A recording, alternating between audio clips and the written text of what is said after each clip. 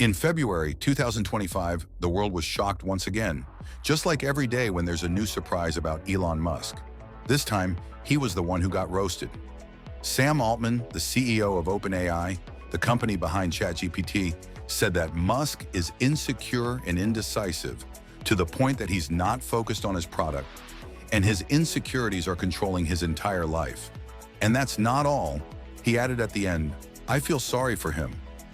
Wow, Sam, I fear for the guy.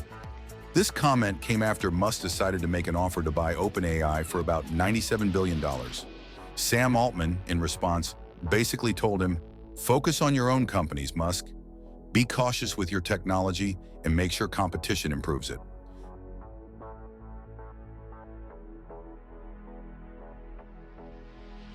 But Sam didn't stop there. He added, "Thanks for the offer, but I could pay you $9 billion and buy Twitter from you."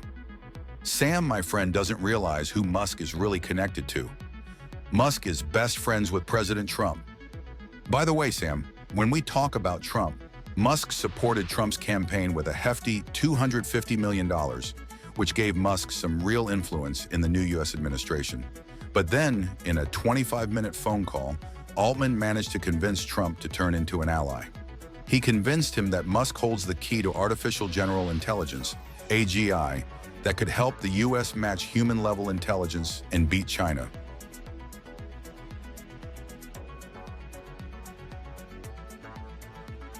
Then one day after Trump's inauguration, everyone was stunned when he announced something called Stargate, calling it the largest AI infrastructure in history, a $500 billion investment.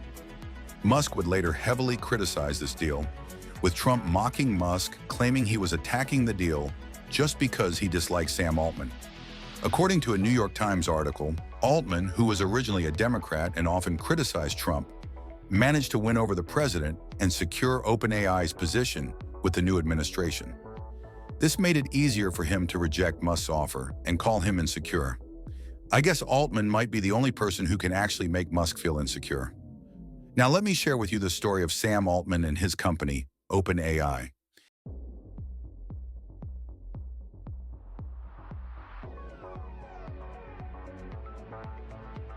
If we look at Sam's story, you'll find the typical one of a rich young guy. In high school, Sam attended the prestigious John Burroughs School, where he stood out even among his exceptional classmates. He was the head of the school magazine, created its website, and represented the school at Model United Nations, MUN. His CV screamed leadership, and this drive for control and leadership started in his childhood. Sam was the oldest sibling and always took control of everything that involved his younger brothers and sisters. His little sister Annie said, "It was like he wanted to be the third parent."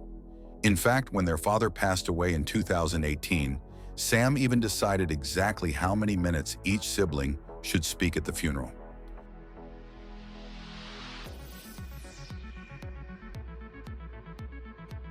Why do older siblings have to control everything? I don't like them, you might think, but this control also translated into his persuasive skills. Sam always knew how to convince people, even older ones. One friend recalls that Sam would always walk into any room and immediately spot the leader. And with his charisma and personality, he would charm them into following him. This is the kind of personality that would lead Sam to leave his computer science studies at Stanford University and join the biggest startup accelerator in the world, Y Combinator, YC. At just 19 years old, Sam was already standing out among his peers, some of whom went on to create Twitch and Reddit. Sam impressed the right person, Paul Graham, the head of YC, who described their first meeting as feeling like he was meeting a 19-year-old Bill Gates, given Sam's brilliance, intelligence, and charm.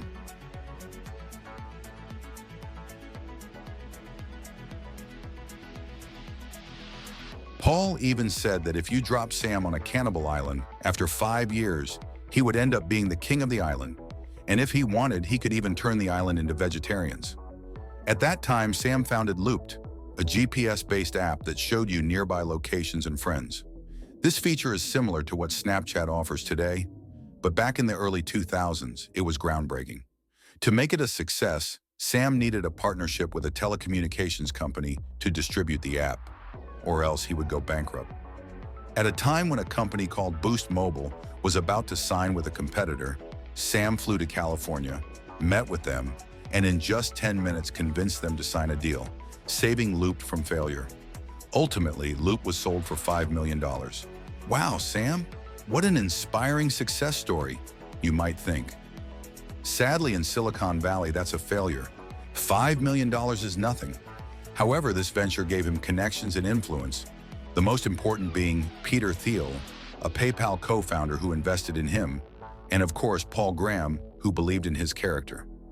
In 2014, when Paul Graham decided to step down from YC, he surprised everyone by naming Sam as his successor. Megan.